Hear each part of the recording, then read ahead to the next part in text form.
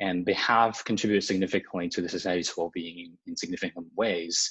However, as people have come to grips with the darker side of technology, and in particular their impact on innovation and competition, antitrust law, which is a tool for preserving competition and innovation, has become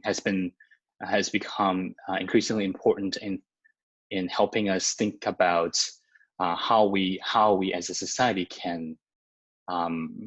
should approach the growing power of big tech companies. And today's lecture is designed to explore that question. So first, just some an overview of the agenda today. So I'll first just give a brief overview of the antitrust law regime in America, and then move on to the more specific discussion about big tech and antitrust. So I'll talk about, for example, the main statutes underlying American antitrust law regime, namely the Sherman Act and Clayton Act, and then explore the economic and political motivations behind those laws. And then finally, briefly review the analytical framework that courts use to analyze antitrust issues, which includes elements such as market power, the so-called rule of reason analysis, and efficiency justifications. Then I'll move on to talk about big tech and antitrust, about their new sources of power, and how they have been erecting huge barriers to entry that prevents healthy competition, as well as their specific anti-competitive practices, challenges they present for existing antitrust law, and the future of tech and antitrust in terms of how law should evolve and how these tech companies should change.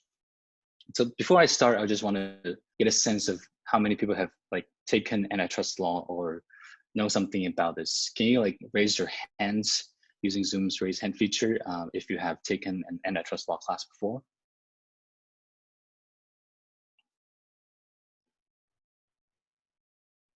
I see a few people raising their hands.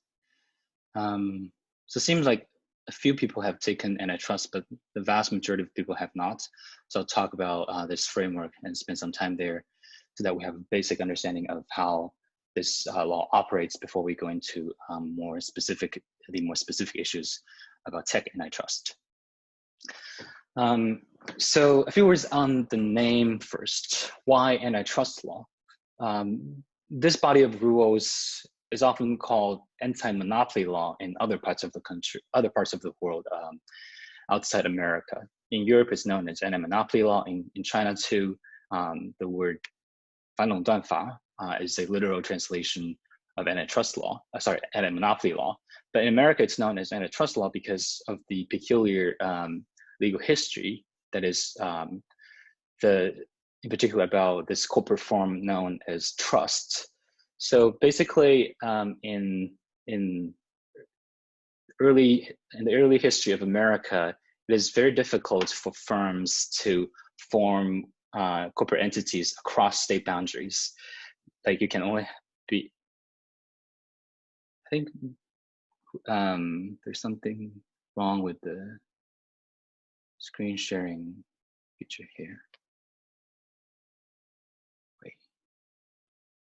Now, whoever is changing the screen sharing setting, can you just stop so that I can go back to the slides? Okay, here we go.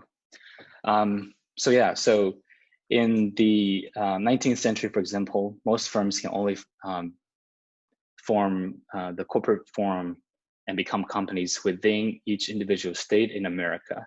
In order to have national presence across state boundaries, they had to form this trust entity. And Standard Oil, for example, was a trust that consisted of many corporations in different states. So trusts are essentially large companies that have national and super-state presence. So antitrust law is a body of rules designed to rein in the power of these big companies. And here are three main relevant statutory provisions governing American antitrust law that I think are worth mentioning here. They respectively govern three different kinds of anti-competitive behaviors. The first relevant provision is the Sherman Act, Section 1, which says every contract, combination, or conspiracy in restraint of trade or commerce is declared to be illegal. So that is targeting agreements between companies, so it's multi-firm agreements. The second provision, Section 2 of the Sherman Act, talks about how every person who shall monopolize or attempt to monopolize part of the trade or commerce, and that is how that constitutes a felony. So this is targeting monopoly behavior. So unilateral conduct by a dominant firm, in contrast with the multi-firm behavior in Section 1. The third provision is the Clayton Act, Section 5, which talks about, which reads, no person shall acquire the stock or assets of another person. Person here means company. The same goes for Section 2 of the Sherman Act. Person here is referring to corporate person. So no person shall acquire the stock or assets of another person where the effect of such acquisition may be substantially to lessen competition or tend to create a monopoly. So this is targeting mergers and acquisitions. So we have three categories of behavior that the antitrust law is trying to govern: multi-firm behavior, multi-firm agreements, monopolization, and mergers and acquisition. So there's something interesting about these statutes that I'd like to ask you a few questions to help us understand what they mean. So first, what does Section 1 of the Sherman Act mean? What does it mean to ban every contract in restraint of trade? Can I get any volunteer who would like to answer this question? If not, I'll call on some people. If you're okay, I see Yiling, are you still raising your hand because you want to answer this question? You can unmute yourself. Oh, sorry, I forgot to lower my hand. Oh, no problem. Should you repeat your question? The question is, what does it mean to ban every contract in restraint of trade? What does every contract in restraint of trade means? Yiling, do you want to answer that question? It doesn't have to be super accurate or specific, just like some intuitive thoughts you have. Sure. Contract in agreement. If you prefer not to answer this, sorry, go ahead. Oh yeah. Can mean price fixing, for example, and other agreements in constraint of trade. And the purpose of the Sherman Act was to promote competition. Mm-hmm. That's great. What do you think, like in restraint of trade, might be specifically referring to? Like what kind of things might be considered restraining trade? Manipulating price. That certainly counts. Yeah, also output. Yeah, I think those are great questions. So yeah, I think you're good for now for this question. So what I want to highlight here is actually kind of the broad scope of this statutory language here. So if you think about what it prohibits, is every contract in restraint of trade, and what restraining trade means is incredibly broad. So if you, for example, if you somehow decide to go to a barbershop and only see one of the barbers when you want to have your haircuts, that, like if you make an agreement, that is, that could be a contract in restraint of trade in the sense that you are restraining the business of other barbershops. You as an individual person making this agreement with the barber under a literal reading of the statute is to some extent restraining trade. And if we take this statutory language seriously, then you will be violating the law just because you want to only go to this barbershop. And that is incredibly broad language. Just think about that for a moment. Because this can sweep across basically any contract that people make, because when you make a contract with a certain party that is not making a contract with other parties, and that can be interpreted to be restraining trade. I just want to mention this point to highlight the broad scope of the statute, because as we will see later, because of the vague and broad language of the statute, a lot of the antitrust law doctrines are actually devised by courts and judges. They have to interpret the statutory language in order to understand what it means in practice, and in particular for the many companies and individuals being affected by these statutes. As we will see later, every contract in restrictive trade actually doesn't mean every contract. It means only certain contracts. We'll talk about in a moment what those contracts are, but let's just highlight the vague language of the statute and kind of highlight the common law nature of antitrust law in America, where most of the rules are, where judges make most of the rules. So Shirley, I want to make your last point is that sure. I have a question, and also a comment is the Sherman Act Article 1, it said every contract, combination, and a conspiracy. Okay, right. Maybe generally we audience understand what's contract, but it also talks about a combination or conspiracy. Does it mean it's non-written agreement? It means action or something? Yeah, it doesn't have to be a written agreement. It can be an oral agreement. Conspiracy really just means coordinated actions between firms under an agreement. That agreement can be oral, like if CEOs of two big companies somehow had a phone call and decided to sell, I don't know, a smartphone for $1,000 together. They decide to fix its price, and that can be a conspiracy. Okay, maybe later you will talk about how to, prove combination and conspiracy without written agreement. Well, yeah, I'll talk about that in a little bit, but that is kind of not the focus of the lecture. But the point is just any agreement, oral or written, can come under the scope of Section 1 of the Sherman Act. Okay, thank you. Does that answer the question? Yeah, you can continue. Thank you. Cool.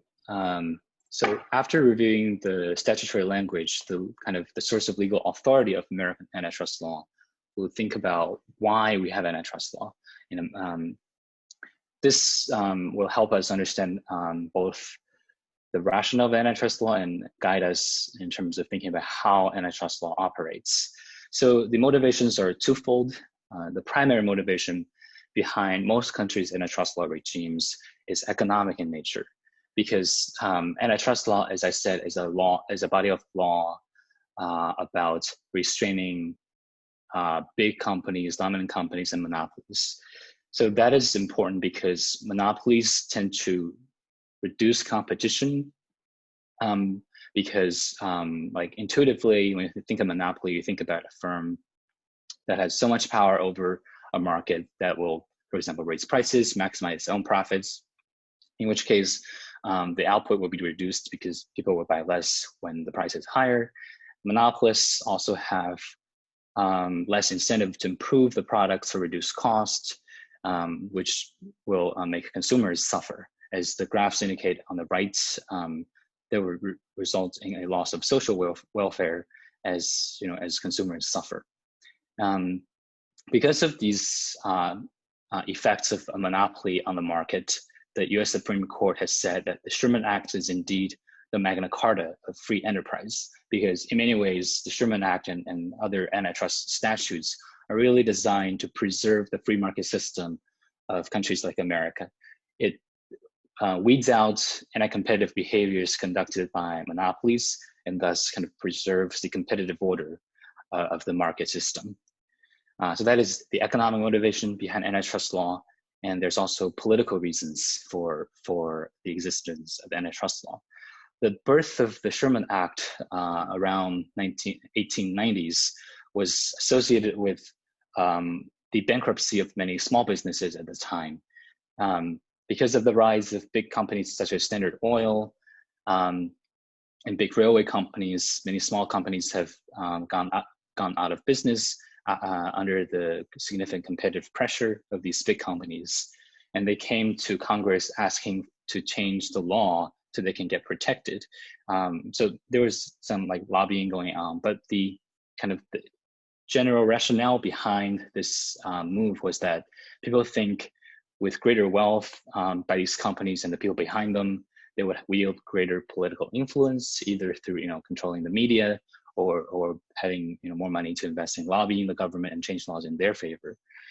They also, greater concentration of power and wealth can also lead to higher costs of redistribution, which is an important goal of basically all democracies.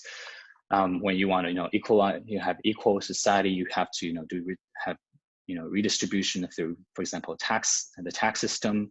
But when the society's wealth is concentrated among the few, the difference between different citizens will be higher, and the cost of redistribution from the wealthy to the less wealthy will be higher because you just have to move more money around, and that will impede democracy.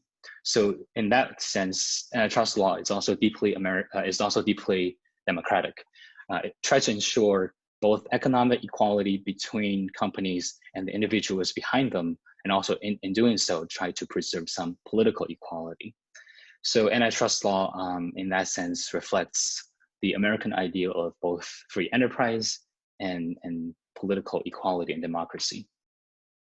With an understanding of why we have antitrust law, let's move on to kind of think about the analytical framework that courts use to analyze antitrust issues. As I mentioned earlier, because antitrust law is very common law driven, judges make up most of the rules. They have come up with this analytical framework called rule of reason to think about what kind of issues might come up as antitrust violations. Rule of reason stands in contrast with the so-called per se illegal doctrine. This doctrine basically says certain acts are just so egregious and so bad that we'll ban them regardless. Kind of reflects the statutory language that every contract should be illegal if it restrains trade. The per se illegal doctrine captures that meaning for example, price fixing agreements. When, for example, a few firms come together and decide that they want to sell a product at a certain price regardless of what consumers want, they're essentially acting like a monopoly that controls price. The only difference is that they are acting as a group, but through the agreement, they are acting like a monopoly. And that courts think are just so bad that they want to ban them in and of themselves, regardless of other evidence. Rule of reason, in contrast, says not all restraints are illegal. So as I said, the actual antitrust law doesn't ban every contract in restraint of trade. And when the rule of reason applies, which applies to most potential anti-competitive conduct, when that rule applies, courts basically say only unreasonable restraints of trade are illegal. And what does unreasonable restraints mean? Then this is what the rule of reason analytical framework provides. So courts generally look into three factors: market power, harm, and efficiencies, to determine whether certain antitrust competitive arrangement is unreasonable and thus illegal under antitrust law. So they first require a firm to have sufficient market power. We talked earlier about how only a monopoly would have the power to raise prices and still increase profits. And market power is operating in a similar fashion in that courts think if like a company is too small, if you're like just a barbershop and you as a customer is deciding to go to one barbershop versus another, that does not concern antitrust law because you don't really have power in the market. Like you as an individual customer cannot decide which barbershops can survive, which will not. Because the purpose of antitrust law, as I said, is to preserve competition in the markets. Only if the actors are large enough or powerful enough to affect price and commerce will they come under the scrutiny of antitrust law.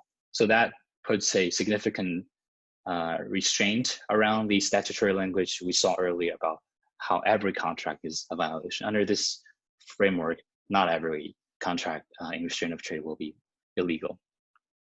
Courts also think about the harm and efficiencies of a certain arrangement to see whether it's anti-competitive. An example would be, say, the recent proposed T-Mobile Sprint merger, the merger between two of the four largest telecom companies in America. So T-Mobile and Sprint are respectively the third and fourth largest telecom companies in America, having each about like 23% market share. They're behind AT&T and Verizon, who are the market leaders, each about, having about 40%, 30-40% market share. When usually we think about competition, the more firms there are in the market, the more likely that there's vibrant, robust competition. When T-Mobile and Sprint wanted to merge together, that means the markets will see fewer players, from 4 to 3 when T-Mobile and Sprint become one company. And in that sense, people usually think this would reduce competition in the market when there are only three large players instead of 4. So that would be a potentially harmful development for the market.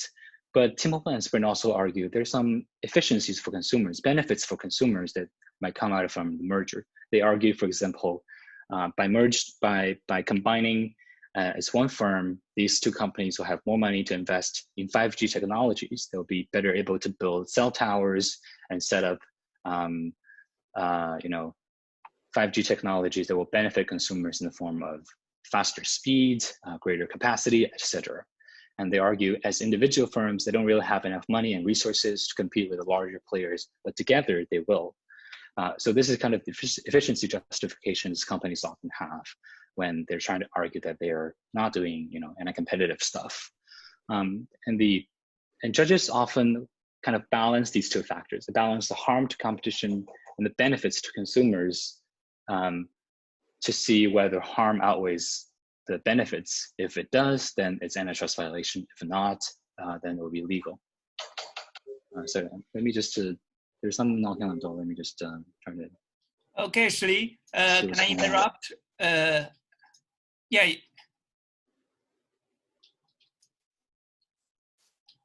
Okay, everyone. Can you hear me? Okay. Shirley just mentioned, so I have a comment on this part. Point is that Shirley just mentioned, okay, there are two kinds of framework, analytical framework, rule of reason, and per se legal. So my question, my comment for Shirley is that, okay, you just mentioned there are two frameworks, rule of reason and per se legal, and you give us a framework how to analyze the rule of reason, and you just mentioned that, okay, the per se legal is, okay, if the judges think it's so bad to impede the market competition, so it can do antitrust. So it seems the judges has great discretion under the per se legal framework. Is there really no standard or really no kind of a framework under per se legal? Thank you. That's my question, actually. Yeah, that's a great question. So I just come back. So that's a great question, and judges do have a lot of discretion in terms of like deciding what constitutes per se illegal conduct. So they have to first decide whether to apply the per se illegal framework or the rule of reason framework. And this has kind of evolved a lot actually in recent decades in terms of thinking about what is that bad that warrants per se illegal treatment. So these are really just like, as I said, these are common law rules, and judges make these rules based on their interpretation of what the statutes mean, what they're intended, and what makes sense, and often what makes economic sense in antitrust law, because it's a common law driven rule, and that's what common law judges do.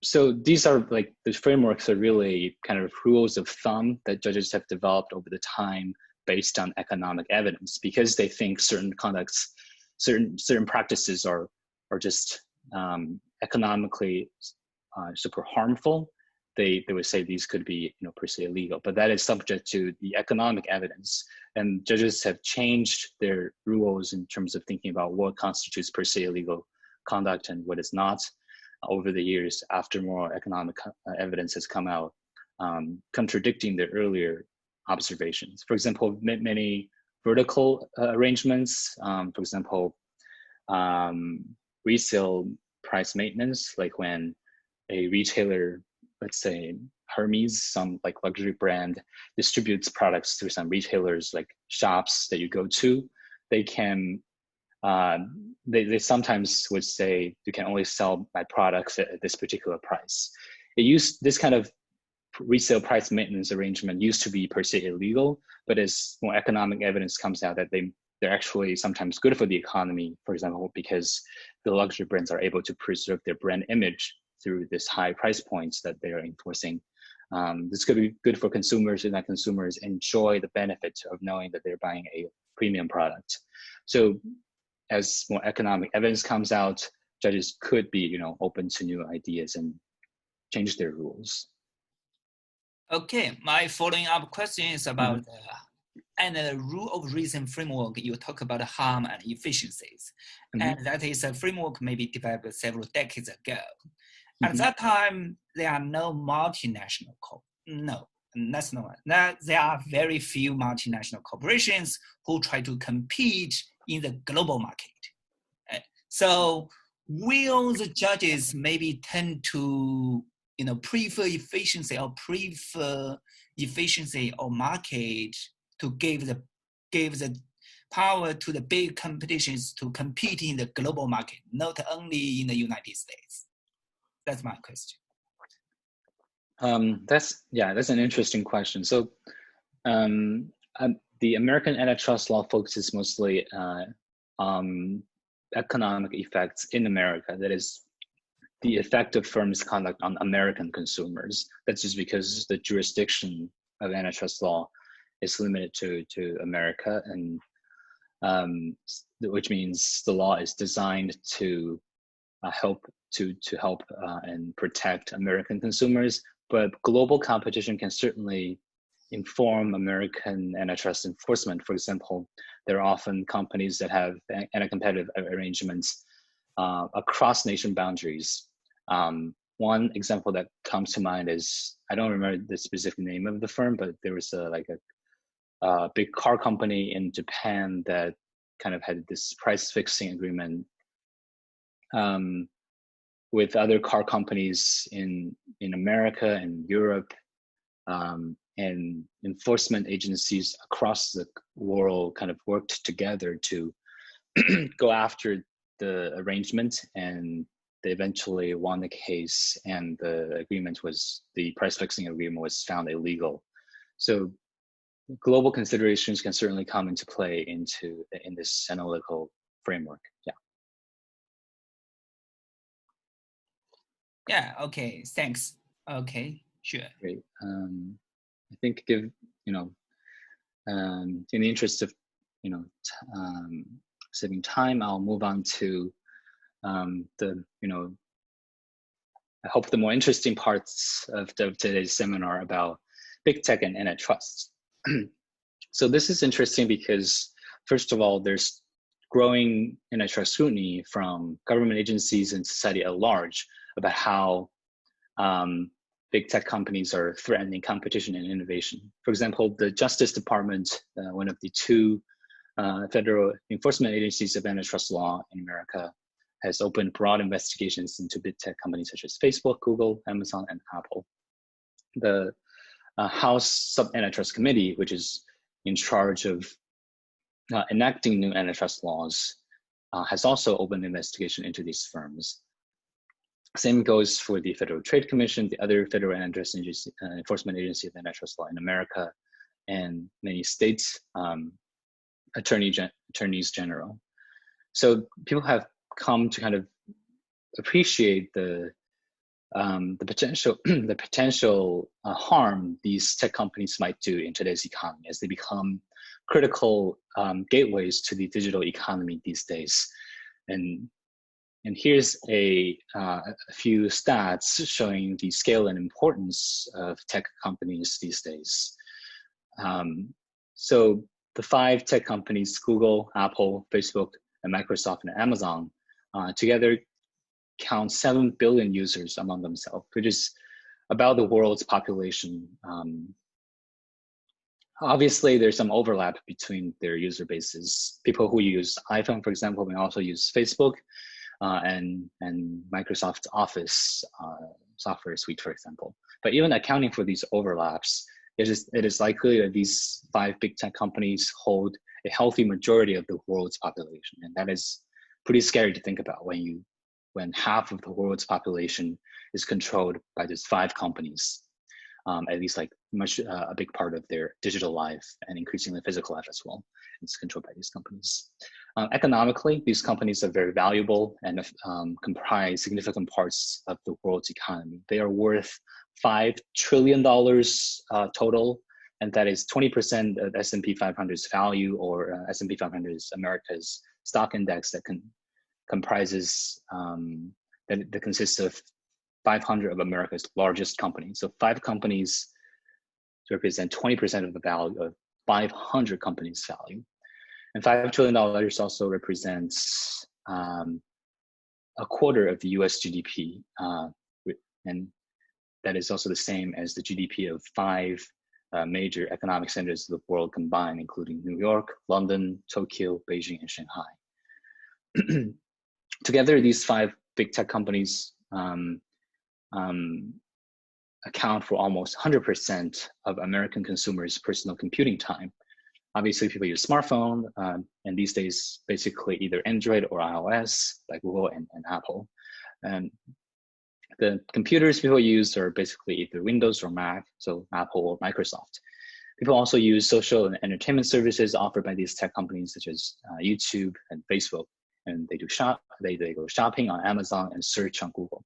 So these tech companies are becoming just so important to today's economy that any of their anti-competitive conduct, anything they do to harm competition, can have enormous consequences for the entire world. And that gives us reasons to really take their anti-competitive conduct seriously. We talked about market power earlier, and there are very interesting features of the modern digital economy that make tech companies much more powerful than traditional industries are. And one of these features is network effects. I think a lot of people may have heard of this, but I've quoted some language from the landmark antitrust case, US v. Microsoft, which was decided in 2001. It's interesting not only because it kind of describes the network effects going on around Microsoft's Windows operating system, but also recognize the importance of that feature to antitrust law. So the court in that case says most consumers prefer operating systems for which a large number of applications have already been written, and most developers prefer to write for operating systems that already have a substantial consumer base. What that means is that for an incumbent firm that is already dominant in the market, it is very hard for new entrants, for new companies that want to compete, to come in and break the kind of the chokehold over competition. Because of this network effect, the chicken and egg situation, consumers prefer to be on a system that already have a lot of apps, which means not a new system. Developers do the same. They don't want to just go on a new system and don't have any customers. So this gives incumbent companies, give those big companies a lot of power beyond what their market share numbers might indicate. Here on the right is also a more specific example in quantitative terms of how much effect network effects might have.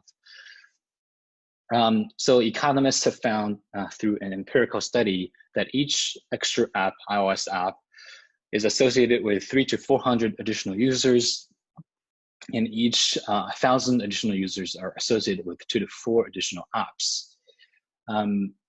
This puts in just like in more specific terms how network effects operate and how large the effect is. But again, the effect is that firms that are entering the market, or even just firms that are falling behind, it's very hard for them to catch up once the incumbent has these network effects induced advantages.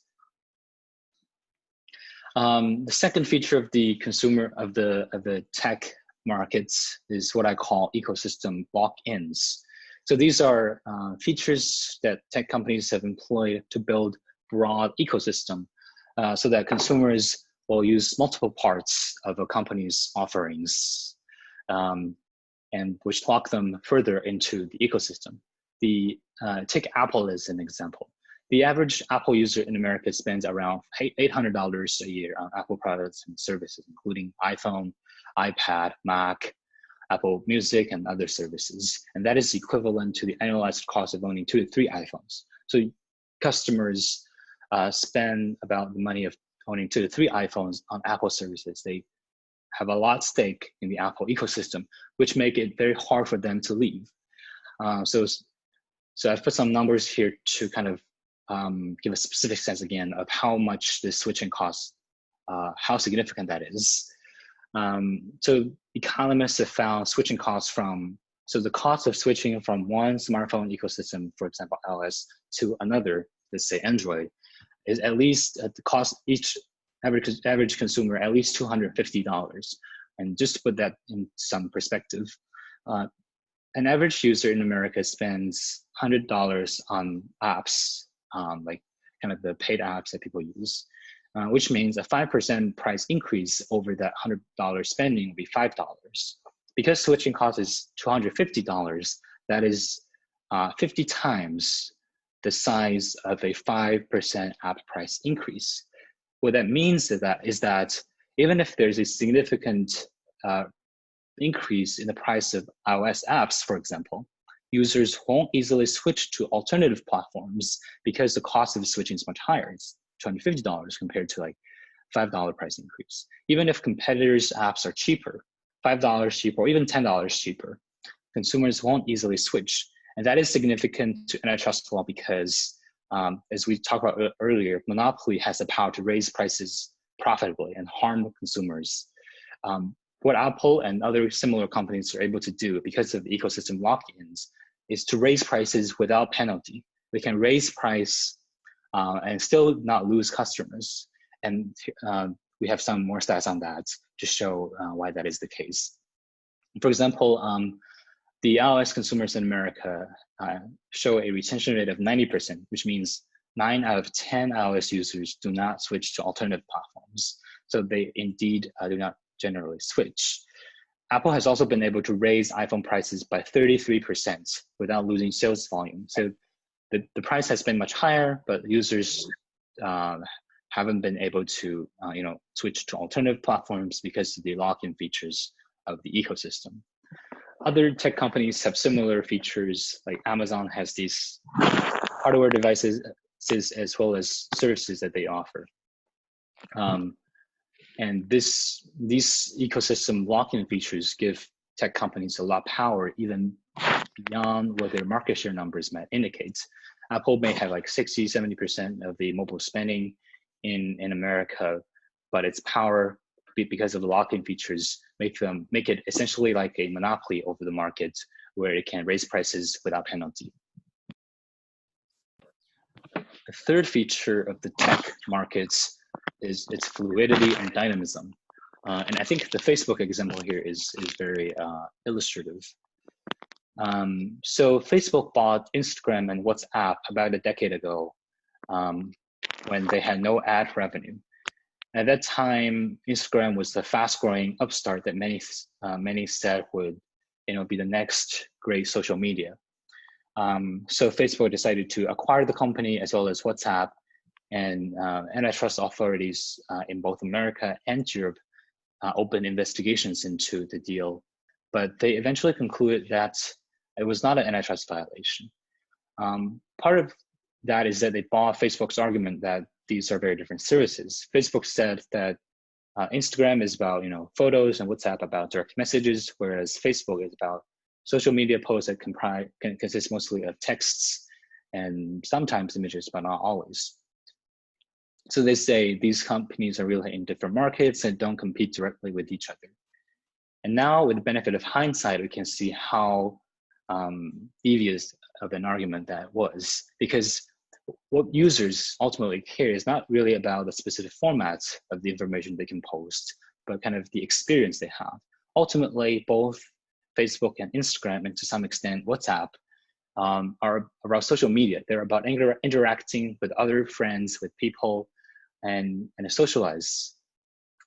And not only do users experience similar features on one side, on the other side, advertisers, from which Facebook makes money, also care about the same thing, which is attention and data. They care about users' data because they want to sell ads, sell products, that users can see those ads and buy their products. They don't really care whether users are posting photos or texts. They only care that users are looking at these apps. So with the benefit of hindsight, we can see that Facebook and Instagram are really competing in the same market if they are separate companies, despite having no ad revenue at the time, which made it very difficult to calculate market shares. These two companies were potentially arch rivals. They could become huge competitors and through competition deliver important benefits to consumers. However, today they have become parts of the same company and they don't really have an incentive to compete with each other, which deprives consumers of the benefits of, for example, better services. And finally, it is pretty hard these days to bring antitrust cases against tech companies because traditional antitrust law regimes have focused on the effects on price. But when everything is free in the digital age, like using Facebook and Instagram at least, is free of charge. So it's kind of hard to say that the price is higher, but in truth, user experience and often privacy has been degraded because of the lessened competition. These companies have less incentive to improve, for example, the privacy, user experience of their products because there's less competition. And that again makes antitrust law enforcement against tech companies much more difficult. Actually, yeah, I have a quick comment, and maybe the audience has the same questions about. Sure. Okay, you talk about network effects and ecosystem locking and dynamic attention, but it's not. I think it's not the fault of this big tech, right? When they developed the strategy for themselves. Sorry, I think I can't quite hear you. Excuse me? Can you hear me now? Okay, now I can. Can you repeat? Okay. You said it's not the fault of these companies and what? Yeah, so it seems, okay, you talk about the network effects, ecosystem locking, and dynamic attention, yes. So when these big tech companies try to develop themselves, try to adopt the new strategies in the future, yeah, it seems it's their character of their big tech, right? So how this kind of, their new strategies for dynamic attention, for ecosystem locking, is this kind of new strategies problematic? So what I'm talking about now are not necessarily problematic per se, but the features of the markets that make problematic behavior hard to detect. I'll talk just in the next slide about what they're doing that is wrong. But the three features I've talked about really what makes these companies more powerful and what the bad things they do harder to detect. So these are features that make when they do bad things, it's more scary and harder to enforce against because of these three features. And also some of these things that they're doing are not good as well. Like Facebook buying Instagram under traditional antitrust law, when two big companies in the market combine, that is an antitrust law violation because that will produce a monopoly. So there are certain things they're doing bad, but the focus of the part so far is about features of the market that are not necessarily bad in themselves, but make bad things worse. Does that make sense? Thank you. Yeah. So right now I'll talk about what exactly they're doing that is bad, the anti-competitive conduct. So we talked about the power and things that make them powerful, and then we move to think about what they're doing that is actually bad. So as I said, there are three main categories of conduct that antitrust law is targeting. And what these tech companies are doing falls into these categories. So first is agreements between companies. Tech companies, for example, Google and Microsoft have engaged in exclusive agreements to limit competition. For example, Android has signed agreements with suppliers like smartphone manufacturers, basically saying, if you want to produce Android phones, you cannot produce your own alternative smartphone operating system. They have this agreement with Samsung, for example. And that is problematic because potentially the best competition to these existing operating system is by these smartphone manufacturers, because they know the market. They have been producing these phones for decades. They understand what consumers want, and they know kind of what's important for a smartphone. But because of the exclusive agreements that Android has reached with these suppliers, it is very hard for them to come up with a competing operating system. And then because Android is the only open ecosystem, because Apple does not license its iOS system, these smartphone manufacturers basically have to follow Google's orders if they want to produce a smartphone at all. So that limits competition because it limits the entry of new operating systems. And Microsoft has done similar things by agreeing with suppliers that they cannot produce, or they have to limit the presence of competing browsers and competing PC operating systems. The second category of conduct here is mergers and acquisitions. I've already talked about the Facebook acquisitions. Other companies have also been engaging in what is known as serial acquisitions by buying up like dozens, if not hundreds, of small companies. For each of these acquisitions themselves, like buying one small company, that is not illegal per se, because like buying a 10-person AI company is hardly anti-competitive because it's just so small, has little impact on competition. But when a company is doing this in a serial fashion by buying up one company after another, to the extent that they're sometimes buying up the whole industry through this way, it is hard for sometimes, at least it raises a suspicion that these companies might be doing these acquisitions to suppress competition rather than for bona fide business purposes. There's a recent paper by Florian Eder, a professor at Yale, that talks about how pharmaceutical companies are doing this by buying up small biotech companies and killing their products afterwards. It shows that these companies are not really buying these companies to better develop products, but to kill competitors. And tech companies could be doing some of the same things. And third category of conduct that they are engaging in monopolization is the most contentious and potentially most problematic kind of conduct that these companies are engaging in. So there are two kind of subcategories of monopolization that companies can engage in. These are just like the names that courts have used to describe these practices, but they can be in principle similar. For example, Apple, through also a tie-in arrangement that is also part of its monopolization, Apple has tied the in-app payment system on iOS. Like when you buy an app, you pay like $10. That is always paid through Apple's system. They have tied this payment system to Apple's App Store, which means when developers and users want to download and use apps from Apple's App Store and pay money, they have to use Apple's system.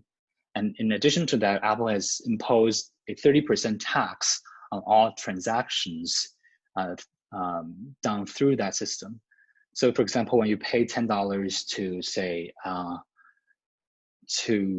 some music app, you pay $10 or 10 yuan every month. 3 of those go to Apple, and only 7 goes to that company that sells the services. The 30% tax is not necessarily bad in itself, but in combination with the tie arrangement where Apple only allows this payment system, that is essentially forcing an Apple tax that is not present anywhere else. So for example, if developers are able to use some third-party payment services like PayPal or just credit card services, they will likely need to pay a much smaller fee, probably like 3-4% instead of 30%. And by forcing Apple's payment system, Apple is essentially leveraging its monopoly power, or rather dominant firm power over the App Store and smartphone platform markets into downstream markets such as the payment system. So it can extract profits not only from the primary market where it dominates, but also in secondary markets that are affected by the primary markets.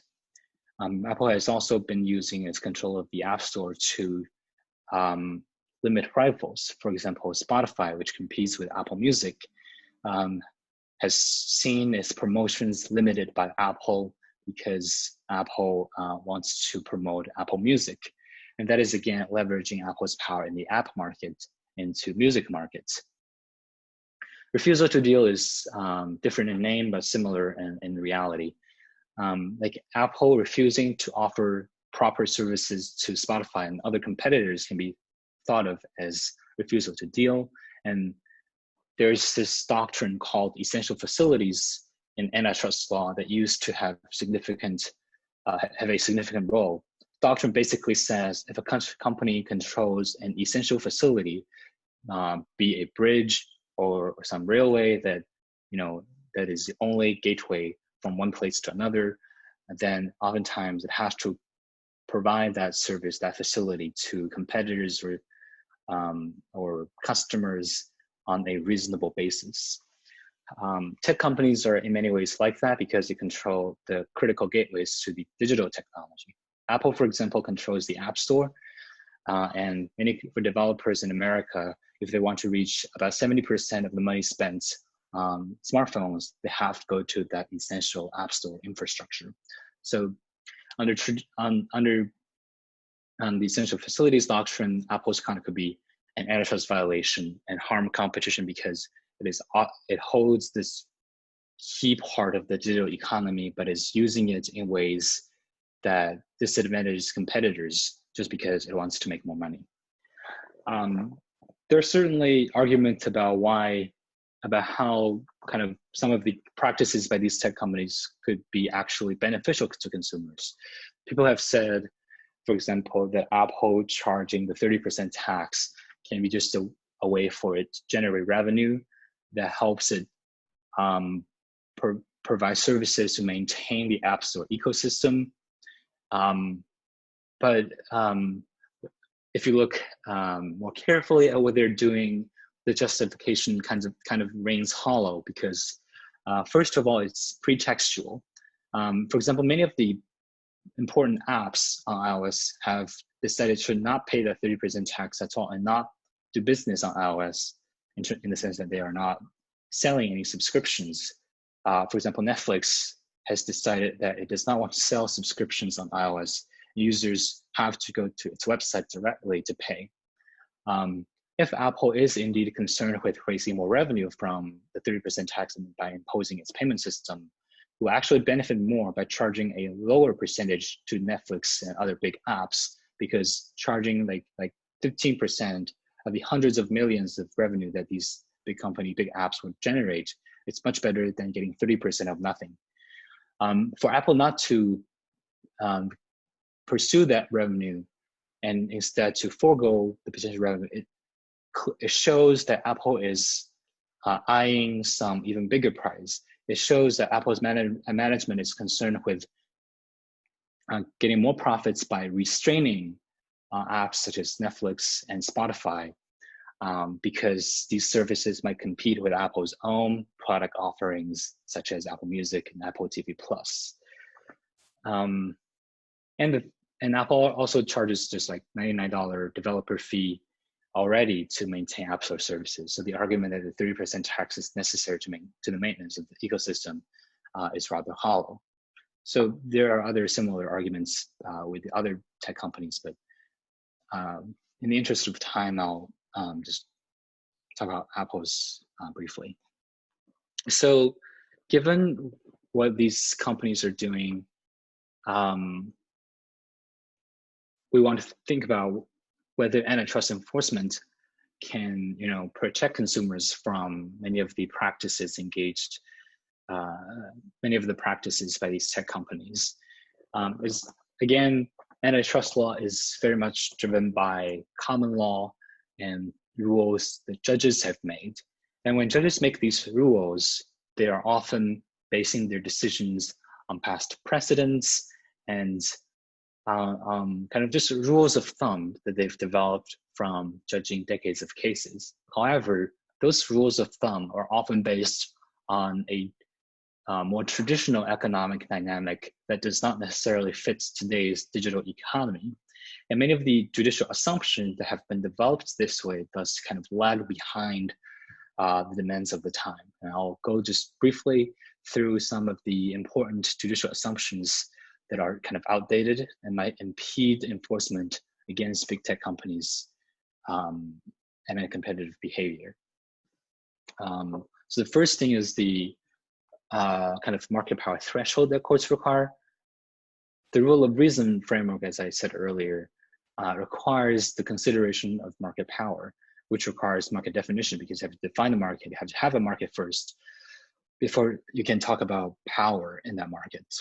Justice Thomas, for example, has said, sorry to interrupt. I just want to mention that, mention to our audience that, okay, this is very critical. Shirley's point is critical. Now we go to the next step. Shirley just analyzed, okay, the characters, the network effects, and these new characters of this big tech. And also, Shirley has analyzed the pre-existing or existing framework for antitrust. And then Shirley analyzed, okay, the problems appears today regarding Apple and Facebook and Instagram. And now we go to the most important part. Shirley will tell is that, okay, it says the existing framework for antitrust facing the new big tech is not applicable. Okay, so I just want to, hope the audience can pay attention to this part, because that's the general framework of Shirley's lecture, and this is the most important part, why the existing framework is not applicable. Okay, thank you, Shirley. Yeah, that's accurate. Yeah. So again, this is kind of where I talk about parts of the existing regime that are inadequate to address tech companies' problems. The first of which is the market power threshold. As I said, courts today require market power considerations and market definition for that. As Justice Thomas said in American Express, which is a landmark antitrust case that just came down in 2018. In that case, Justice Thomas said, courts usually cannot properly apply the rule of reason without an accurate definition of the relevant markets.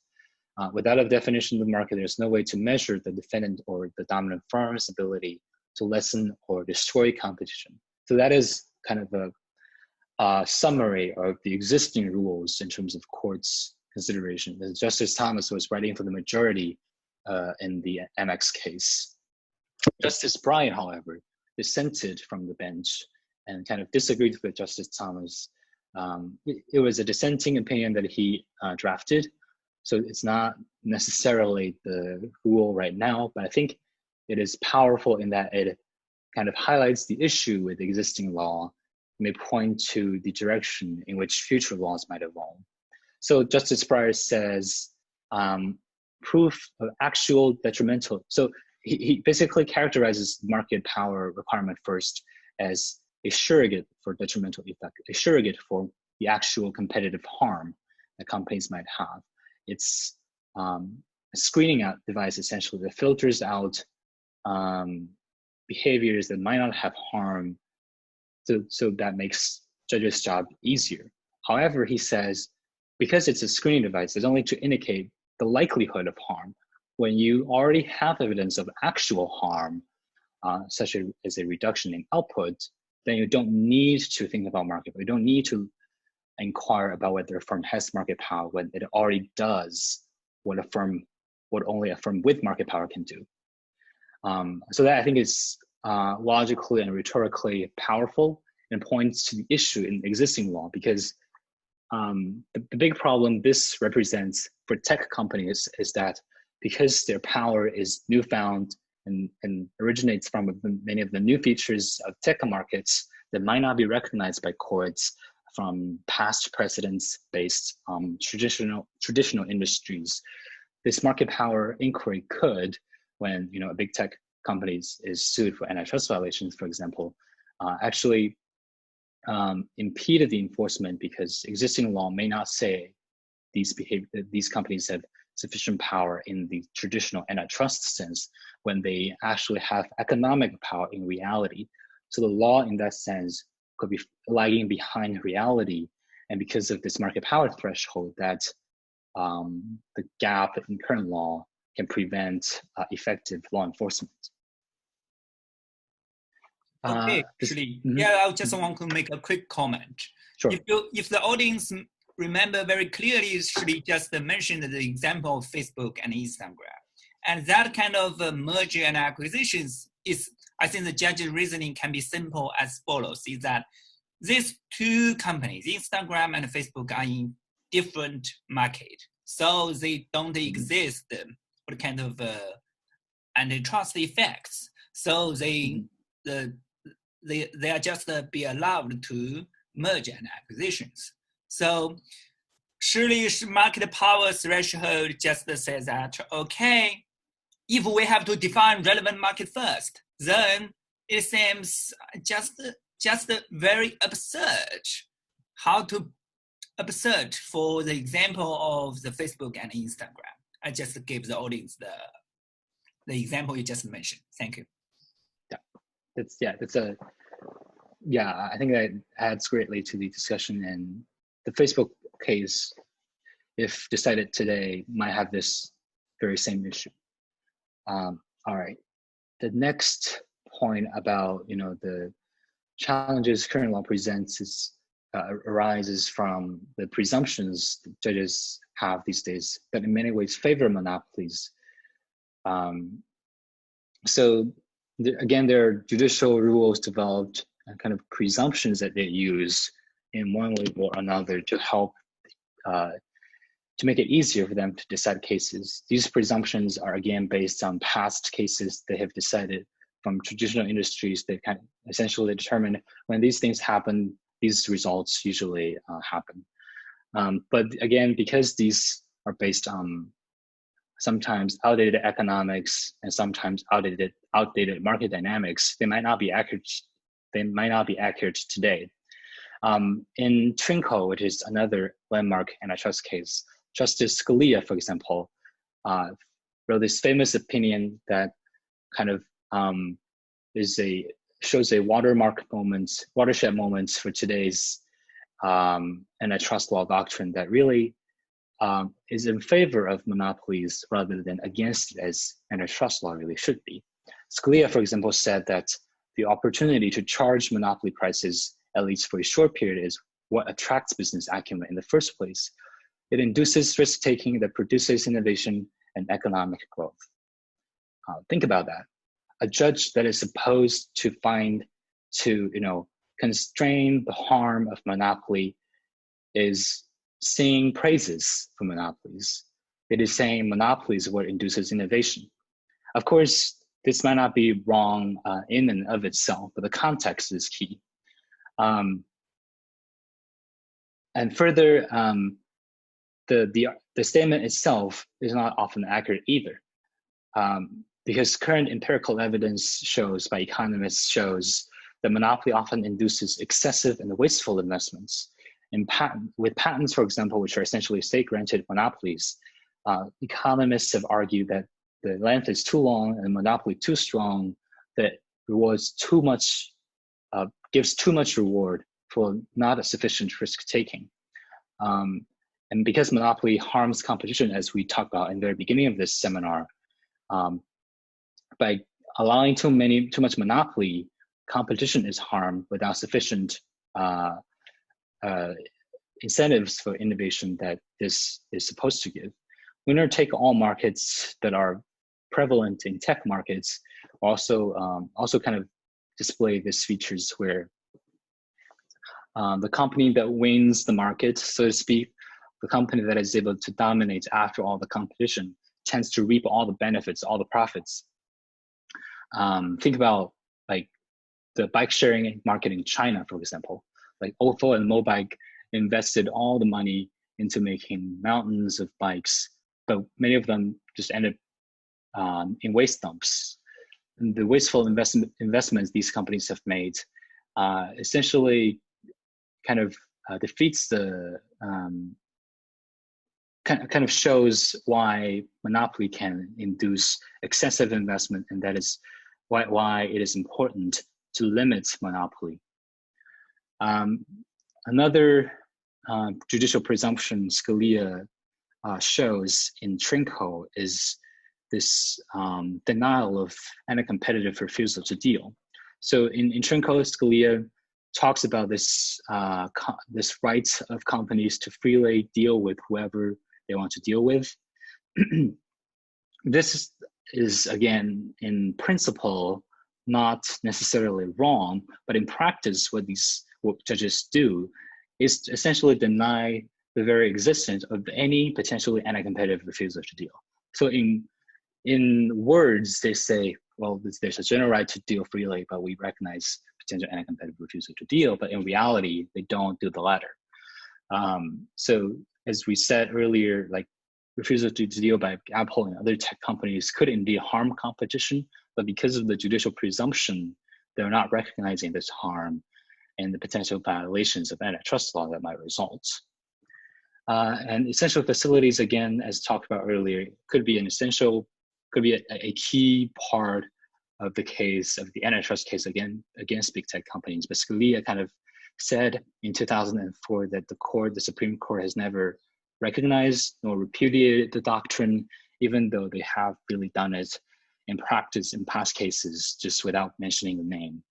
So what these presumptions do, again, is to use the experience and lessons from past precedents in traditional industries that may not really apply to tech companies and the new features of the markets today.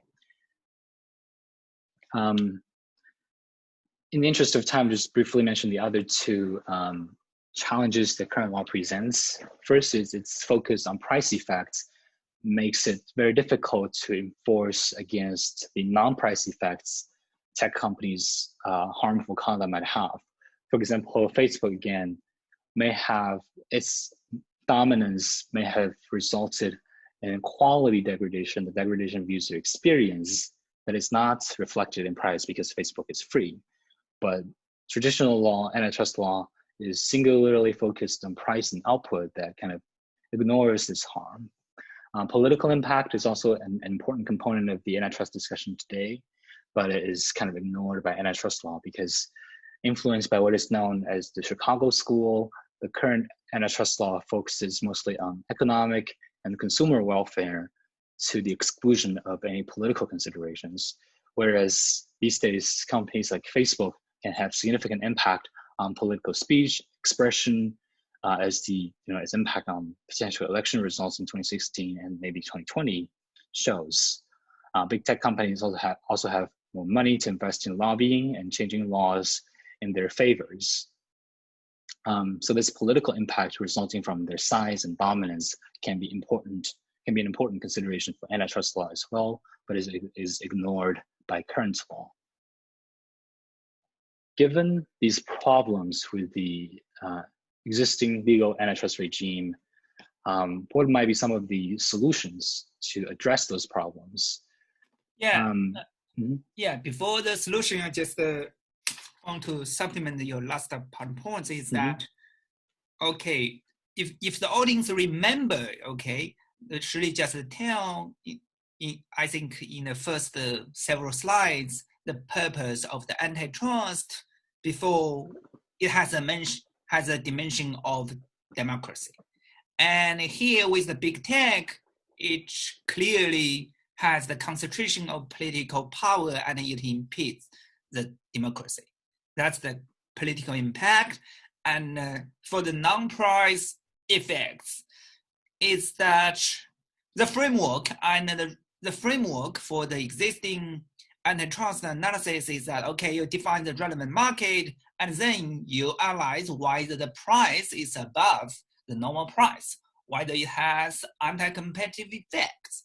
Here we have the big tech, and it has a zero, its price is zero, all its products, not all, most of the products in this big tech platform is zero. So it's hard to analyze the price effects from, even we analyze the price effects, it's hard to analyze from 0 to 1, number one. So that's my comment. Okay, welcome Shirley to provide the solutions for the existing framework. Thank you. Well, yeah, I wish I could provide all the solutions, but there are solutions that may not solve all the problems. So we'll just explore what kind of solutions that might be out there that could address at least parts of the problem. So scholarly discussions and kind of the legislative debate going on right now have basically concentrated on 3 kinds of reforms that are possible. First is doctrinal reform. We mentioned earlier that most of the antitrust law today is determined by judges. Those judicial doctrines, as we've seen, are often outdated and do not fit the economy today. So there's been proposals to reverse those judicial doctrines through legislations. For example, to make market power just a consideration, but not a requirement, to reverse the presumptions in favor of monopolies through legislations. So that is one potential way of solving the problem. Another solution that people have talked about is what is called structural separation. That is separating tech companies into smaller components. So one big harm tech companies have is to use their advantage in one market to benefit themselves in another, as the Apple example has shown. Amazon may have similar issues by both being a platform for e-commerce and also selling its own products on the commerce platform itself. And there have been proposals to break up these tech companies into different markets. For example, a platform and e-commerce platform, Amazon, and a private label Amazon that sells goods, and maybe a delivery firm, Amazon. There's also been proposals to break up Facebook into Facebook, the app, and Facebook Instagram, and Facebook WhatsApp, so that its acquisitions can be reversed. Same for Apple. They want to break Apple into an App Store Apple, an Apple that makes apps, and maybe an Apple that produces iPhones. So this structural separation kind of school basically thinks the doctrinal reform can only change conduct on the margin. But these tech companies, once they have power across markets, the natural incentive is to leverage their power in one market into another. It is just what profit-seeking firms will do. So you can't just do these small things to say, well, when they do these, we'll chase them down. You have to do this ex ante. You have to limit their ability and incentive to do these things in the first place by breaking them up, so they don't have the power to leverage dominance from one market to another. But there are downsides to this approach, and that is sometimes too blunt and not accurate enough, because there might be bona fide efficiencies from vertical integration. Despite its harmful conduct, Apple might indeed be able to provide better apps for users when it understands the hardware features of the iPhone better than anyone else, can better take advantage of what iPhone offers. So there's some efficiencies that the structural separation school might miss. The third reform that some people have focused on is just through regulation. As we talked earlier in the seminar, antitrust law is essentially trying to preserve the market forces and the market mechanism itself. It only intervenes when a monopoly kind of suppresses competition, but antitrust law is focused mostly on restoring competition. Regulation takes a very different approach. The regulatory school believes that the market just doesn't work very well. It believes, especially in tech markets, the government needs to intervene and set the rules of the game for these tech companies about what they can do and what they can't do. For example, they want to have rules for Apple and Amazon that basically require them to be neutral to both their own services and to third-party services, so that they can discriminate against competitors and cannot use their power to benefit themselves and limit competitors. They might also want to limit how Facebook can regulate speech by, again, requiring neutrality and requiring non-biased treatment of political expression on Facebook. There's also criticism for this school of thought, in that many people think government is not capable of really understand all the details of tech markets. The rules the government sets out might not cover all the details, might not provide the best incentives for tech companies and for companies in general to innovate. And often government is moving very slowly and cannot really keep up with the speed of change that is pretty astonishing in tech markets. So these are the three popular schools of thought in terms of thinking about what kind of antitrust reform might be possible. The likely way forward is probably a combination of these different reforms. Each of these three addresses only parts of the issue and not others, so a combination of them will likely be needed. Although we have no clear answers about what we should do with tech company and their potentially anti-competitive conduct today, what is clear is that the era of light regulatory touch for tech companies is likely over. It used to be the case that these tech companies think they are different than traditional industries and they can do so many great things for society. This utopian view of what tech can do for society was popular, but people have increasingly come to grips with the darker side of technology, the harm they can do to competition, innovation, and even democracy. As people grasp, as regulators and society at large grasp with the implications of tech companies' power, people have realized that the tech exceptionalism, the idea that tech companies are different from all other companies, from all things that have come before, is not necessarily accurate. It is certainly true they're different in that they have come to possess renewed powers through network effects, through ecosystem lock-ins, but they are still companies that seek to maximize profits. And in doing so, they might not always be doing good things for society. And antitrust law and other parts of the legal regime, which are designed to rein in big companies' power, will need to step in to address these problems. And there are signs that this is increasingly so. So as tech companies have disrupted one industry after another, from taxi to retail to media, they might eventually find themselves also become disrupted. All right, so that's it for what I have prepared. I think we have some time for questions and more discussion potentially. Okay, Shirley, thanks for your share. And I just want to make one comment. It's not a question, is that in our first lecture of this series of multinational corporations, we talk about multinational corporations and a new purpose for my students for the first lecture. So this is our final lecture on multinational corporations. And it's a great example of demonstrate what the purpose of this big tech should serve in this new era of big tech and antitrust.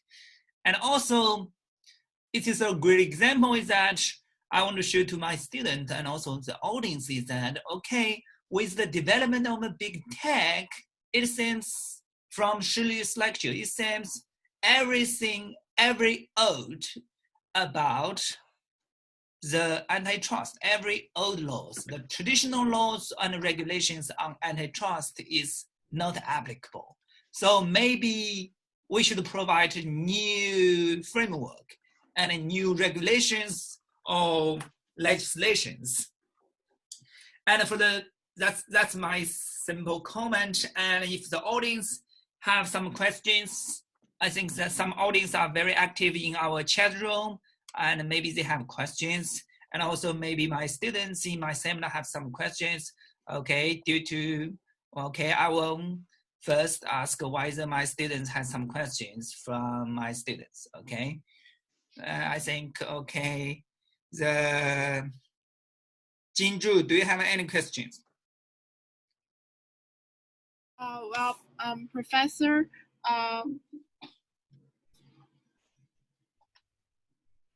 I still have some questions that you introduced. You introduced the lecture mostly in the American antitrust law. Can you please give us some information about what's the situation of the Chinese antitrust law? Okay, thank you, Jinju. Yes. Our lecture is a great question. Our lecture is primarily, I think, almost focused on US antitrust law. And we choose not to tell about Chinese antitrust law, but it has a great implication about China antitrust market. Is that if you remember clearly, I think maybe some audience also remember, there's some big case between Chinese Supreme Court about, I think, 360 vs Tencent, right? 360 and QQ 大战 several years ago.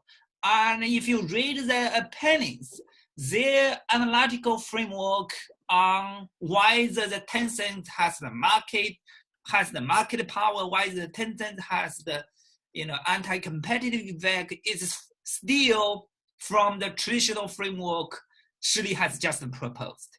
The traditional framework and the relevant market and the price and the output. However, if you notice from that old case in China is that the 360 with Tencent is okay, their price. The court also noticed that, okay, the product of their price is zero.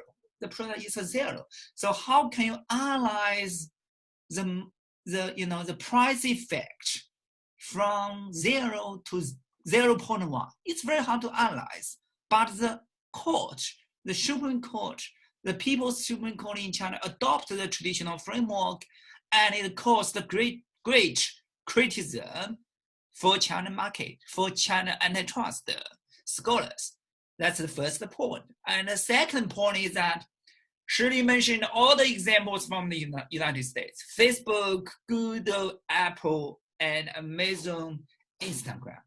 All these examples have a similar kind of incidents, similar incidents in China. If you notice, okay, we have Tencent, we have WeChat, we have Alibaba. And all such kind of all similar examples can find in China.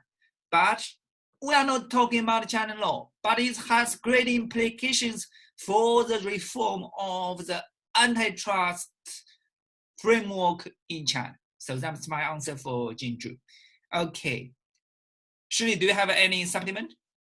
I'll just briefly say that it's very fascinating area of development in terms of what Chinese antitrust law is doing. It's still very young. I think the statute was enacted like 12 years ago compared to the 130 years that the Sherman Act, since the Sherman Act was passed. So it's very young, and we don't have a lot of cases to rely on, but it's certainly fascinating. And the Alibaba and JD.com case, so-called 2选1, I think it's interesting to watch. It's also now being consideration by the Supreme Court.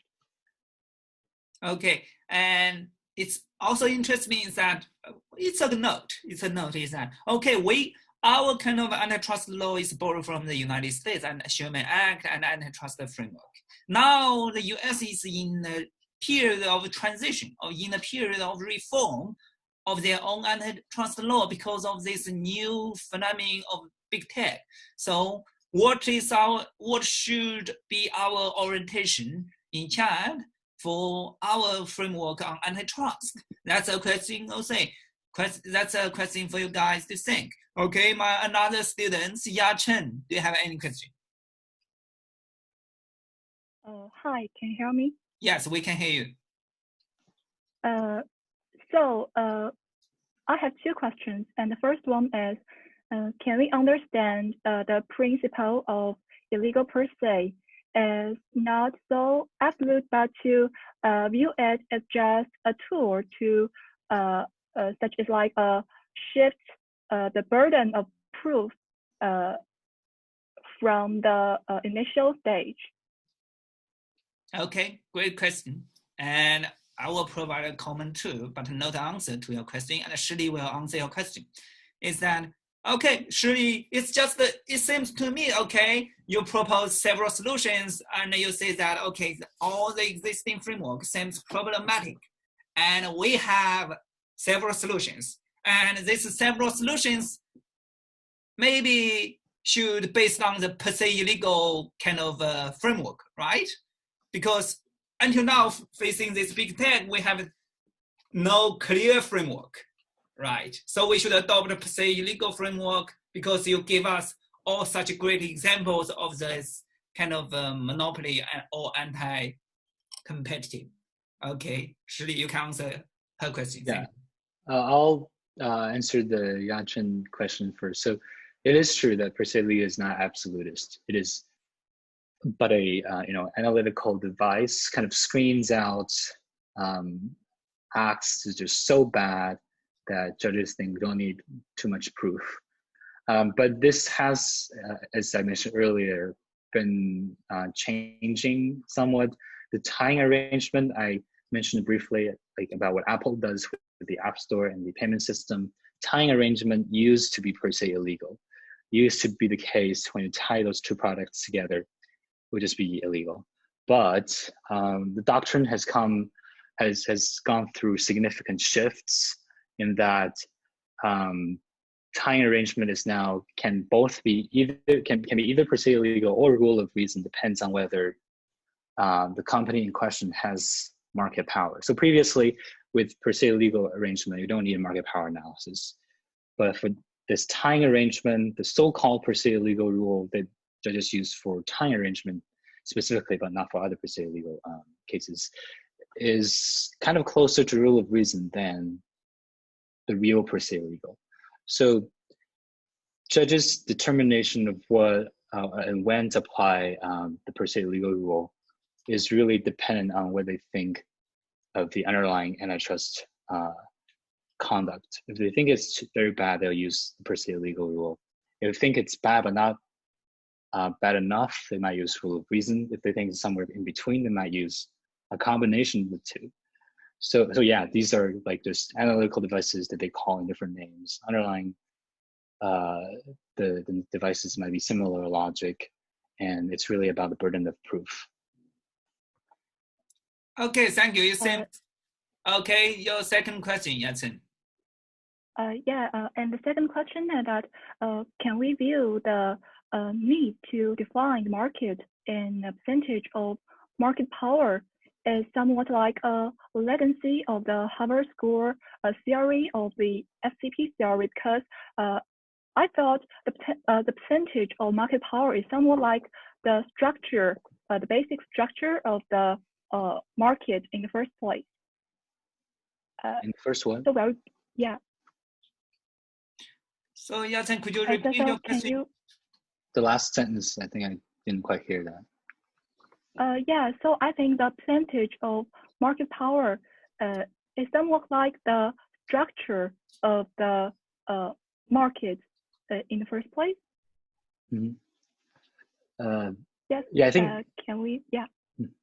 If I understand your question correctly, I think you're saying market share percentage numbers, and they kind of presuppose a kind of market structure. That when you are defining the market, you're saying these are the market players, and this player accounts for how many percentage of the market. That is by defining the market that way, it is already presupposing a market structure. Is that what you're saying? Yes, and from my point of view, things the Harvard School theory has been overturned by the Chicago School theory. Maybe we should not insist on this kind of market definition insistence. I think personal comment. Okay, I think you're talking about a different kind of more historical view, which is related to the Harvard School and Chicago School debate. For those of you who are not so familiar with the debate, in history, Harvard School refers to a school of thought in antitrust law kind of predates, well, it still exists, but I think the Harvard School you're referring to is those that was popular in the 30s and 40s, whereas Chicago kind of took over in the 60s and 70s. And Chicago School is more focused on economic evidence, such as market share, such as price effects, whereas Harvard School focused more on market structure, such as barriers to entry, and kind of features we've talked about are somewhat similar to Harvard School's theories, but I think different. So first, a few words about the debates between these different schools of thoughts. So I think the Chicago School certainly has done a lot good to antitrust law in terms of introducing more rigor and discipline by introducing economic evidence and theories. But to be honest, their economic theories are kind of outdated today, and new developments in industrial organization economics, such as behavioral economics and more kind of network economics and transaction economics, kind of map closer onto what Harvard School proposed, but with more rigor. So Harvard School basically said, when you have these structures, that might be problematic. But the most updated economics says, when you have these new features, you can quantify them to see what kind of impact they might have on market economics. So that is kind of an improvement over the previous Harvard School theory focused solely on kind of qualitative features. The new economics kind of quantifies the qualitative features and add to the Chicago School economics. And I think that's more accurate myself. Okay, thank you. And next we have the audience, Tori. Tori is a JSD candidate at Virginia University Law School. And Tori's area is on intellectual property and some relation with the antitrust. Also, I should pay attention, the audience, the intellectual property and the antitrust is also a very hot topic and area in the United States as well as in China. So Tori has some questions for our speaker, Shili. Tori, it's your time. Hello. Yeah, we can hear you. Okay. Thank you, Dr. Shi. So you are. I'm very interested about your point that the old framework does not quite applicable in today's antitrust analysis, especially a point that the price effect analysis is not that effective because you say that the tech platforms nowadays do not charge any fees from the ordinary users or the individual users. And to my understanding, so to my understanding, so this platform has two groups of users. One are individual users, and another are small and medium-sized companies who are sending who are using their advertisement services. And the big tech platforms are charging money from them, right? So I'm not an expert in this field. So I guess that if the big tech platform are merged into one, suppose they are merged into one, they will certainly might have some substantial market power on the prices of the advertisements. So can the changes of the price in the advertisement charges be used to analyze the price effects? Thank you. Yeah, I think that is certainly an important point to understand the debate, and it's something that some scholars have argued that should be examined more carefully in the debate. One thing to know first is that focus on consumer welfare in antitrust law often means that antitrust law judges and regulators are focused on the impact of competition on consumers, which means they care about what has happened to users, like in the case of Facebook, like those people who actually post stuff. So that is kind of makes advertisers impact on advertisers less direct, but still useful. So if you can, for example, measure how much higher prices become for advertisers, might be an indication in terms of the degraded quality for users if they're seeing, say, more objectionable ads. But again, we have antitrust law, at least, is focused, the economic component is focused on consumers' experience. So advertisers' experience can be useful, but serve as only as an indirect kind of evidence. Okay, thank you very much. I have one quick, very quick question. So you say that the combination or the merge of the the platforms might lead to the degradation of the consumer experience, and that the reason is because they have a less incentive to make generations, not to make innovations. However, I think the degradation of the consumer service and the decrease of the incentives are very hard to measure because it's counterfactual. So you need to predict what kind of quality they should have produced, and then but that is counterfactual because they never reach that level. And then you say, okay, the current based on the current status, they do not reach that level, and you say that okay, there is a degradation of the consumer, the quality of the consumer service, or the reduce in the incentive to innovate. So I'm very curious how to kind of measure these two criteria to justify any anti-competitive effects. Yeah, I think that is a very important question in understanding, the harm of tech companies. So first, the counterfactual is hard to measure and sometimes may not be very convincing. That is why some of the scholars have proposed to go with structural separation entirely, because it's hard to predict the effect. Then you just separate them. You don't have to think about the effects to just prevent these harms from happening in the first place by not allowing potential competitors to combine together. So that is one reaction of some scholars. The second is just, however imprecise the data might be, it is better than no data at all. The counterfactual is never going to be perfect, but economists have been using these counterfactual for decades in other antitrust cases, thinking about the price effects of a certain antitrust certain business arrangement compared to similar markets. For example, they might think about the effect of an arrangement in US, say, car market by comparing, say, an European market that does not have the same arrangement. So by doing comparisons with similar markets, you might have come up with some data about what the counterfactual might look like. So that is, if you go with the counterfactual and measuring the effects, that is one way to do that. It's not perfectly accurate, but it's better than not thinking about counterfactual at all. Does that answer your questions? Yes, thank you very much. Your answer is very insightful. Thank you. Okay, thanks for Tori's question. And due to the time limits, we have the last question from Jenny. Jenny, do you have any question? Yeah, hi, Jima. Hi. Yeah. So can you hear me? Yeah, okay. Yes, thank you so much. Yeah, thank you so much for the opportunity. So my question is still, can you guys hear me? Yes, we can. Yeah, so I'm not from the law major, but I am working in a consulting firm.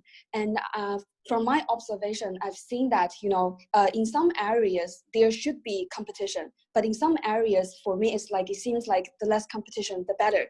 Because I believe that in areas where the level of maturity in technology is higher, then maybe it's better for just 2 or 3 players to kind of just work with each other, to form an alliance, to maintain their order. Because if the technology is mature, I believe that they can make sure that the big direction is correct.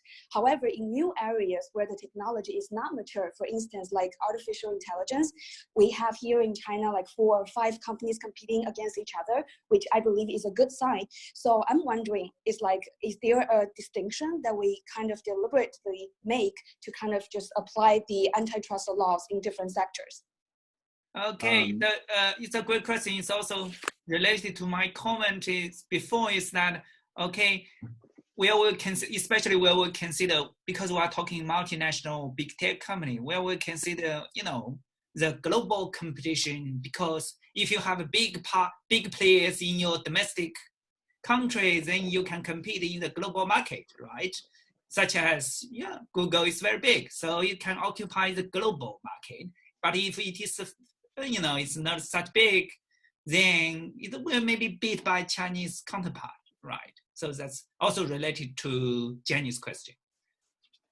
Yeah, I think that introduces a very interesting dimension that I'll talk about in a bit. But first, it's about whether big companies might actually be good for the society. So first of all, we want to make sure what kind of goodness we're talking about. So antitrust law, at least the U.S. antitrust law, is again focused very much on consumer welfare. So when we talk about big companies might be good, at least under the U.S. antitrust law framework, we have to think why that might be good for consumers. There's an argument about natural monopoly where some people think in certain industries it's just natural for firms to kind of to merge and become one big company or a few big companies. Traditional industries have examples such as utilities company like electricity or gas companies, because of the large investments needed to make to, for example, build telephone lines, to build electricity towers. It is often wasteful for multiple companies to make the same investments, make the same electricity towers. It might be better in some cases to have just one big company and invest in terms of reducing wasteful investment. But the problem is, again, the competitive incentives just encourage these firms to charge super competitive or super normal prices after they become big. So on the one hand, there might be this issue about duplicative investments, and then on the other, reduced incentives that kind of might balance each other out in terms of any potential benefits. So again, as I said earlier, one approach is just to regulate these big tech companies. If one thinks becoming big is inevitable for certain industries, one response might be, once they become big, we regulate them. We set up laws that restrict what these companies can do. Like electricity companies are limited in terms of what they can charge consumers. There's a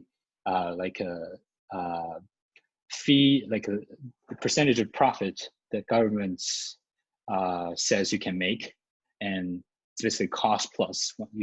Once you show you have this amount of cost in doing business, we'll give you extra money, but you can only make like 10% profit, let's say. So that is one solution. But again, I think in America, the natural incentive is to allow competition whenever possible. And even in markets with wasteful investments, like telecom industry is actually a good example, because you have to invest a lot in cell towers and basic infrastructure and lines to make sure people have internet connections. So having multiple firms certainly can induce wasteful investment.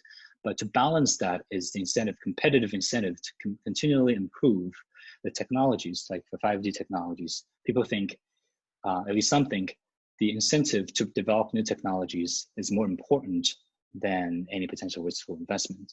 Again, to your point, this is obviously true for new industries, but for industries that are already mature and that an industry that have this tendency of natural monopoly, potentially because of the high fixed costs, like the big investments you need to make in order to do business, it might make sense to have smaller companies. But these industries tend to be heavily regulated because, again, the incentive of big companies to overcharge. So there is this kind of sectoral divide in terms of some industries might be regulated and some other industries more governed by antitrust law. Does that make sense, Jenny? Thank you for the answer. That pretty much answers my question. And just kind of one word about the multinational corporation perspective. I think it's very interesting on this because there's been some like debates, especially among European countries, about whether to have national champions where governments support certain companies instead of like regulate them to make them big, to make them more competitive globally so they can compete with other countries' companies. Like, I don't remember, I think it's a railway company in Europe, maybe in France, where the government wants to subsidize the company so that it can compete with China's like bullet train services. So it's particularly interesting in a global economy where companies compete not just nationally, but also internationally. The market is much larger, and what it means to be big is also very different. I don't have a definitive answer on this in terms of which direction it might go in terms of becoming even bigger or have more antitrust, but I think it's certainly an interesting question to think about. Okay, thank you, Shirley. And thanks for Shirley's perfect share for us on this hot topic, big tech and antitrust. We hope this talk can have some implications for China market, especially China big tech market and antitrust.